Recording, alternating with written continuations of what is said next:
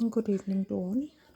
In mechanics, next we will start chapter 3rd, motion about a fixed axis. Motion about a fixed axis.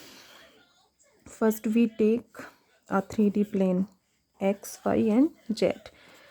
First we consider A dash OA be a plane. A dash OA be a plane, a fixed plane और a reference plane. ये जो है क्या कहलाता है, A dash OA reference plane. जो भी fixed plane है वो उसको reference plane से consider करोगे. OZ be the axis of rotation. ठीक है, OZ जो है वो rotation axis है. अब ये प्लेन है, ठीक है, सपोज ये एक्सिस ऑफ रोटेशन है, ये रोटेट करेगी, ये रोटेट करेगी तो ये प्लेन जो है इस पोजीशन पे आएगा, ये कुछ इस पोजीशन पे आएगा, ये और रोटेट करेगा तो ये इस पोजीशन पे होगा. तो यहाँ पर 3 प्लेन कंसीडर हो गए. तो O Z be the axis of rotation. तो एक्सिस ऑफ रोटेशन के अकॉर्डिंग ये जो प्लेन है वो रोटेट होके सपोज इस पोजीशन पे आ गया. ठीक है, ये रोटेट होके नेक्स्ट इस पोजीशन पे आ गया. तो 3D प्लेन है तो इसके अकॉर्डिंग 3 प्लेन्स जो हैं वो कंसीडर किए हैं. ए, इसे बी नेम दे दो, इसे सी. तो यहाँ पर 3 प्लेन कौन कौन से हो गए, A dash O A, A dash O A. Next A dash O B, A dash O B and next A dash O C. ये जो प्लेन है ये, ठीक है.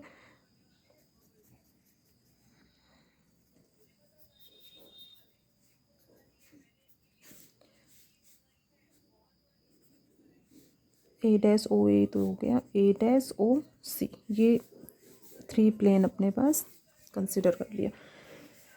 नेक्स्ट कंसिडर करो यहाँ पर कि एंगल्स कंसिडर करो. ये ए डैश ओ ए, इसका ए डैश ओ बी के साथ जो एंगल है ये सपोज थीटा एंगल है. ए डैश ओ ए का ए डैश ओ सी, इसके साथ ये जो एंगल है सपोज फाई है. ठीक है, और इन दोनों प्लेन्स के मिड में ये प्लेन और ए डैश ओ बी और ए डैश ओ सी, इन दोनों प्लेन्स के मिड में जो एंगल है इसे सपोज एल्फा नेम दे सकते हो. ठीक है, अब ये बॉडी रोटेट कर रही है. ठीक है, लेट ये प्लेन है, इसमें सपोज कोई भी एलिमेंट सपोज किया पी, ये कोई भी एलिमेंट है, इसको इससे लेते हुए और ये एन पी, ये डिस्टेंस एन पी और एन पी जो डिस्टेंस है, अब ये इस एक्सिस पर ओ पी पर परपेंडिकुलर है तो ये तो 90 डिग्री हो जाएगा. और ये जो डिस्टेंस है सपोज आर हो गई. ठीक है, अब जैसे ही बॉडी रोटेट करेगी, बॉडी रोटेट कर रही है इस प्लेन में. ठीक है, ये फिक्स, ये रेफरेंस प्लेन हो गया और ये A dash O B fixed in the body, A dash O B plane fixed in the body. And next a dash OC plane, and next we consider the element P and NP distance is equal to R. अब इसमें देखो यही लिया हुआ है. सबसे first OZ be axis of rotation, plane A dash OA be fixed in space called reference plane. fixed space है और ये क्या कहलाता है, reference plane. Suppose that the plane A dash OB is fixed in the body. A dash OB plane fixed in the body which rotates with body. कि जैसे जैसे body rotate करेगी वो प्लेन रोटेट होके इस पोजीशन पर आ गया. और एंगल इसका AOB जो एंगल है, AOB एंगल है वो थीटा. ठीक है, angle A O P equal to theta. इसी तरह से angle A O C equal to phi and B O C equal to alpha. ठीक है, इसको इसके अकॉर्डिंग भी डिफाइन कर सकते हो कि ए डैश ओ ए का ए डैश ओ बी के साथ जो एंगल बन रहा है वो थीटा। इसी तरह ए डैश ओ ए का ए डैश ओ सी के साथ बनाया गया जो एंगल है वो phi, and A dash O B plane का A dash O C plane के साथ जो एंगल बन रहा है वो एल्फा। ठीक है, दोनों तरह से इसको डिफाइन कर सकते हो। अब बॉडी रोटेट कर रही है, ये एक्सीज ऑफ रोटेशन है। ठीक है, तो ये जो प्लेन है ये रोटेट हो रहा है, तो यहाँ पर ये जो एंगल है एल्फा ये कांस्टेंट रहेगा। Alpha is constant through out the motion. Alpha जो है वो कांस्टेंट रहेगा क्योंकि बॉडी जो है वो इस प्लेन में रोटेट कर रही है, तो इसके अकॉर्डिंग जो भी एंगल होगा वो कांस्टेंट होगा। देन फाई, ये पूरा एंगल फाई है, तो फाई किसके इक्वल होगा? Theta plus alpha. Phi equal to theta plus alpha. Alpha constant है because the body rotate in this plane. अब phi equal to theta plus alpha, ये तो कांस्टेंट हो गया, तो इसके according phi dot equal to theta dot and phi double dot equal to theta double dot. अब next find out करोगे, next we will find movement of effective force. Motion about fixed axis के according motion discuss कर रहे हो, तो movement of D'Alembert principle के according movement of effective forces equal to movement of external force.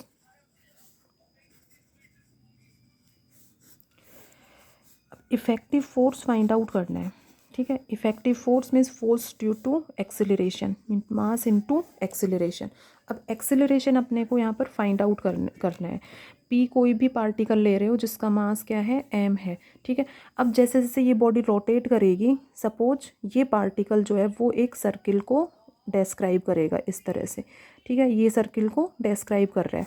अब ये इसकी रेडियस हो गई। ठीक है, इसके अकॉर्डिंग इसके इस डायरेक्शन में एक्सेलरेशन होगा और इस डायरेक्शन में एक्सेलरेशन होगा। ठीक है, तो इसी जो रेडियस है इसी डायरेक्शन में जो एक्सेलरेशन होगा वो तो रेडियल एक्सेलरेशन होगा, और इसके परपेंडिकुलर डायरेक्शन में जो है इसके परपेंडिकुलर डायरेक्शन में ये ट्रांसवर्स एक्सेलरेशन होगा। ठीक है, सभी ने ये पहले रीड किया हुआ है बीएससी फाइनल में कि रेडियल एक्सेलरेशन जो है वो हमेशा इसी जो भी रेडियस है उसके डायरेक्शन में और इसके परपेंडिकुलर डायरेक्शन में ट्रांसवर्स एक्सेलरेशन। इन दोनों की वैल्यू सभी जानते हो। रेडियल एक्सेलरेशन तो क्या होता है? R double dot minus r theta dot square, और ट्रांसवर्स एक्सेलरेशन की value 1/r d/dt r square theta dot. इसको ओपन करोगे 1/r एज इट इज़, और इसको डिफ्रेंशिएट करो 2r r dot theta dot as it is plus r square as it is, और theta dot इसको differentiate करोगे t के respect में, then theta double dot. R से डिवाइड कर दो दोनों साइड, तो ये 2r dot theta dot plus r theta double dot, तो ये ट्रांसवर्स एक्सेलरेशन आ गया अपना। अब ये तो रेडियल एक्सेलरेशन और ये ट्रांसवर्स एक्सेलरेशन। ये रेडियस है, radius as a constant, radius as a constant, then r dot equal to 0, तो आर डॉट की जो वैल्यू है वो 0 हो जाएगी, आर डबल डॉट की वैल्यू भी 0 होगी। तो रेडियस है वो हमेशा कांस्टेंट एज्यूम करते हो, उसके अकॉर्डिंग आर डॉट की वैल्यू 0 होगी, तो इसके अकॉर्डिंग ये आर डबल डॉट 0 हो जाएगा और यहाँ पर आर डॉट, ये दोनों टर्म 0 हो जाएंगी, तो इसकी वैल्यू ये होगी ये minus r theta dot square. अब यहाँ पर देखो ये एंगल है theta dot d theta upon d t angle है, तो इसमें एंगल क्या होगा? इसके अकॉर्डिंग जो एंगल लोगे वो क्या सपोज करोगे? ये प्लेन है, इसमें ए डैश ओ सी, और ए डैश ओ सी का इसके साथ में ए डैश ओ ए का ए डैश ओ सी के साथ जो एंगल है वो क्या है? फाई है। ठीक है, तो एंगल फाई के अकॉर्डिंग ये दोनों वैल्यूज को फाइंड आउट करेंगे। यहाँ पर ये टर्म ध्यान रखना है, तो ये तो क्या हो जाएगा? Minus r phi dot square. ठीक है, minus r phi dot square, और ये जो टर्म है ये होगा आर फाई डबल डॉट। अब ये इसके अलोंग है, एन पी के अलोंग फाइंड आउट करोगे तो ये पॉजिटिव वैल्यू हो जाएगी। तो अलोंग पी एन इस डायरेक्शन में, ठीक है क्लियर है सभी को? तो along P N radial direction क्या हो जाएगा? Along P N minus r phi dot square और एन पी के according r phi dot square. और ट्रांसवर्स एक्सेलरेशन की वैल्यू क्या है यहाँ पर r phi double dot. Transverse acceleration की डायरेक्शन ये होगी, ठीक है, O Z axis of rotation है इसके अकॉर्डिंग। तो at point P radial acceleration along P N तो minus r phi dot square और अलोंग एन पी जो है वो डायरेक्शन चेंज हो जाएगी। ये ट्रांसवर्स एक्सेलरेशन फाइंड आउट हो गया, ठीक है। तो ये तो पॉइंट पी पर इफेक्टिव फोर्स की वैल्यू है, इफेक्टिव फोर्स नहीं, ये तो एक्सेलरेशन की वैल्यू है, ठीक है। इफेक्टिव फोर्स में तो क्या होगा एम इंटू ए। इफेक्टिव फोर्स क्या होता है, फोर्स ड्यू टू एक्सेलरेशन, तो मास इंटू एक्सेलरेशन। तो एक्सेलरेशन की वैल्यू फाइंड आउट हुई है अभी। इनको पार्टिकल पी कंसिडर किया था, उसका मास क्या है एम, तो एम से मल्टीप्लाई करोगे दोनों को, m r phi dot square. So effective forces are m into r phi dot square and m r phi double dot. तो ये तो इफेक्टिव फोर्स फाइंड आउट हुआ है। नेक्स्ट क्या फाइंड आउट करोगे, movement of effective force. Movement of effective force, movement क्या होता है, फोर्स इनटू डिस्प्लेसमेंट। तो ये तो फोर्स तो ये हो गए दोनों, ये तो रेडियल डायरेक्शन में और ये ट्रांसवर्स डायरेक्शन में। तो movement of effective force about O Z axis, about O Z, ठीक है। अब देखो मूवमेंट फाइंड आउट करना है इन दोनों टर्म्स का। Movement of effective force about O Z, तो पहले इसका फाइंड आउट करो, m r phi dot square. अब देखो मूवमेंट फाइंड आउट करना है, movement of effective force about O Z. अब ये है पी पॉइंट, ठीक है, इस पर इस डायरेक्शन में जो रेडियल एक्सेलरेशन है या इफेक्टिव फोर्स है, रेडियल एक्सेलरेशन तो क्या था आर फाई डॉट स्क्वायर, मास से मल्टीप्लाई किया इफेक्टिव फोर्स। अब इफेक्टिव फोर्स, तो ये इफेक्टिव फोर्स हो गया।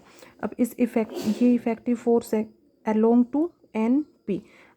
अब यदि ये एन पी है, इसको ओ जेड को किस पॉइंट पर कट कर रहा है, एन पॉइंट पर कट कर रहा है, ठीक है। अब ये एन पॉइंट पर कट करेगा, एन पी ओ जेड को एन पॉइंट पर कट करेगा, तो ये रेडियस जो है वो जीरो हो जाएगी, ठीक है, आर इक्वल टू जीरो।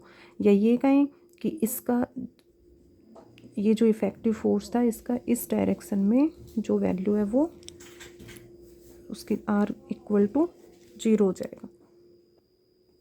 तो जो इफेक्टिव फोर्स है उसको किससे मल्टीप्लाई करेंगे, जीरो से, बिकॉज ये ओ जेड को एन पॉइंट पर कट कर रहे हैं, ठीक है, इसलिए इसको यहाँ पर जीरो से मल्टीप्लाई किया। और ये ट्रांसवर्स एक्सेलरेशन है, एम से इंटू कर दोगे इफेक्टिव फोर्स हो गया, ठीक है। अब इसका ओ जेड के करस्पॉन्डिंग डिस्टेंस, तो ये इस पॉइंट पर पी पॉइंट पर ट्रांसवर्स एक्सेलरेशन या इस पॉइंट पर इफेक्टिव जो फोर्स है उसका इससे डिस्टेंस मीन्स ये जो डिस्टेंस है वो आर है, तो आर से इसको मल्टीप्लाई कर दोगे। तो F cross D, moment F cross D होता है, तो ये तो फोर्स हो गए और ये डिस्टेंस ओ जेड के करस्पॉन्डिंग। तो इसमें तो ये एन पी जो है इसको इस पॉइंट पे कट करेगा तो आर इक्वल टू जीरो हो जाएगा, और इसकी ये जो डिस्टेंस है ये आर है, तो इसमें आर से मल्टीप्लाई कर दिया इसको, ठीक है। तो इसमें यही बताया है यहाँ पर कि movement of effective force about O Z is zero because effective force is along P N and it cuts O Z at N. So m r phi dot square into zero, और ये हो गया, ठीक है। Movement of effective force about O Z of particle P equal to m are square phi double dot equal to theta double dot put कर दोगे, क्योंकि phi equal to theta था, तो उसके according phi equal to theta कह सकते हो, या इसमें सिंपल लिया था phi equal to theta plus alpha. तो इसके अकॉर्डिंग एल्फा कांस्टेंट है, तो phi dot equal to theta dot, phi double dot equal to theta double dot. तो इसमें वैल्यू पुट कर दो, फाई डबल डॉट की जगह थीटा डबल डॉट। तो मोमेंट ऑफ इफेक्टिव फोर्स, ये तो किसी एक पार्टिकल के लिए फाइंड आउट किया है। अब moment of effective force of body about the rotation axis O Z, तो पूरा बॉडी के लिए फाइंड आउट करोगे तो समेशन ले लो, summation M are square theta double dot, ठीक है। थीटा डबल डॉट ये कांस्टेंट रहेगा, थीटा और फाई जो है वो कांस्टेंट, थीटा डबल डॉट और summation M are square, summation M are square equal to M K square. बताया था कि ये मोमेंट ऑफ इनर्शिया को रिप्रेजेंट करता है और K is radius of gyration, then summation M are square equal to M K square, तो इसकी जगह पुट कर दोगे M K square theta double dot H it is, ठीक है। If moment of external force is taken as capital L, then by D'Alembert principle equation of motion are given by L m k square theta double dot, ठीक है। अब इसको diagram को अच्छे से समझते हुए और वीडियो को 2-3 टाइम्स इसको लिसनिंग करना, तो चीज़ें क्लियर हो जाएंगी। इसमें मेनली यही था effective force, moment of effective force और मोमेंट ऑफ एक्सटर्नल फोर्स। तो मोमेंट ऑफ एक्सटर्नल फोर्स तो कैपिटल एल सपोज किया है, तो L equal to M K square theta double dot, तो ये मोशन अबाउट फिक्स्ड एक्सिस के according equation of motion consider हो गया अपना।